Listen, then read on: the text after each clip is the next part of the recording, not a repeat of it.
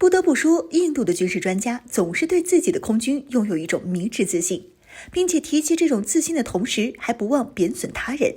比如贬低我国的歼20战机。具体印度专家是怎么说的呢？Hello， 大家好，欢迎收看本期迷彩虎，我是虎妞。不得不说，印度的军事专家总是对自己的空军拥有一种迷之自信，并且提及这种自信的同时，还不忘贬损他人。近日，印度的军事专家帕斯萨坦在印媒上发表了一篇解密，为什么中国的歼20战机不太可能与阵风和 F-35战机直接交战一文，对歼20的评价可谓是相当的不友善。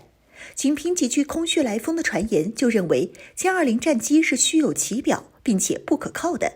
甚至在中印边境还被苏30 MKI 战机发现了。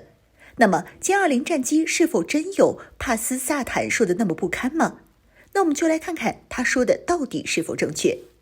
作者认为，就在近日，中俄在中国宁夏青铜峡举行的超大规模演习，让歼20隐形战机出尽了风头。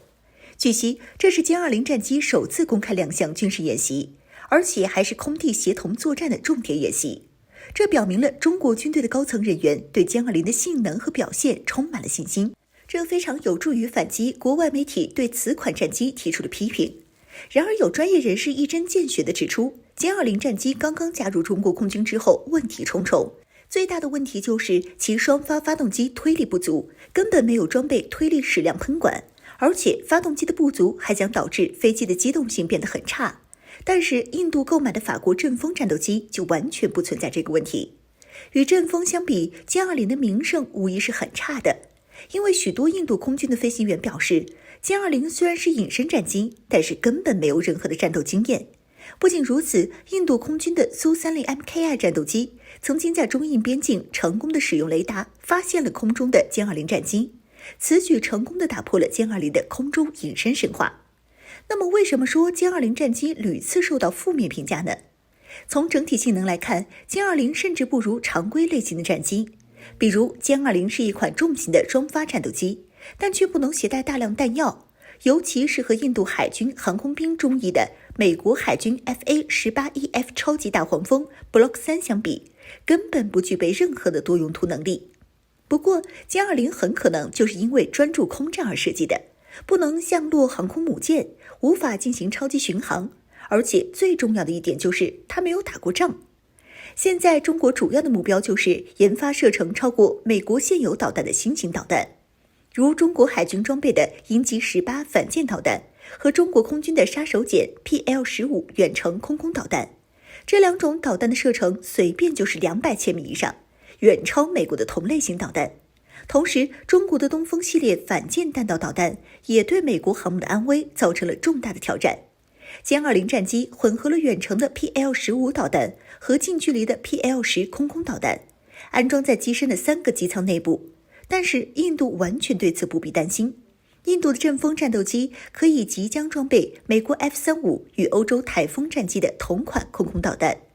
这意味着中国人不打算像使用 F-35、FA-18 超级大黄蜂、F-2猛禽或印度空军的阵风那样使用歼20战机。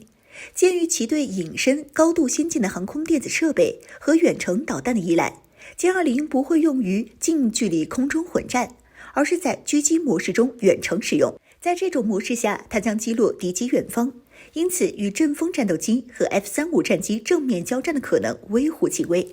这是阵风战斗机需要面临的问题。我国的军事专家对此评论道，这位印度专家提及的歼20战机的发动机问题确实存在，但问题那都是几年前的事情了。据推测，现在的歼20战机已经完全的换装为国产的 WS-15 发动机，性能不输美军同类型发动机多少，可以说达到了世界同类发动机的先进水平。帕斯萨坦作为军事专家接收的消息却如此滞后，这是不可想象的。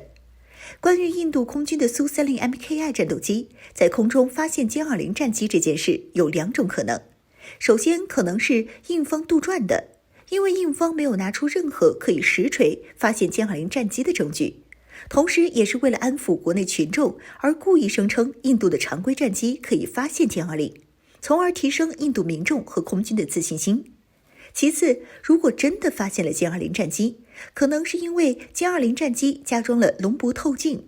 因为当时中国空军正在西藏地区举行演练，歼20战机的对手歼10、11均属于传统非隐形战机，而歼20对于其优势是碾压型的。因此，为了给其他非隐形战机提供机会，歼20战机在其机腹下加装了龙步透镜。而龙步透镜是一种球形的多面折射透镜，雷达波照射的时候，它会四处反射并且放大。这样一来，它在雷达上的反射面积会急剧的增大，从而暴露自身位置。那么歼20战机则可以在远距离被歼10、11远距离发现，这样两者较量就不会动不动呈现一边倒的比赛结果了。因此，在边境巡航的苏30 MKI 才能轻易的发现歼20战机。所以综合分析，歼20的作战实力是远远的超出印度各类型的战机的。至于阵风歼20可以在200公里以外对其远程狙杀，因此其他人贬损歼20战机的话，我们听听就好。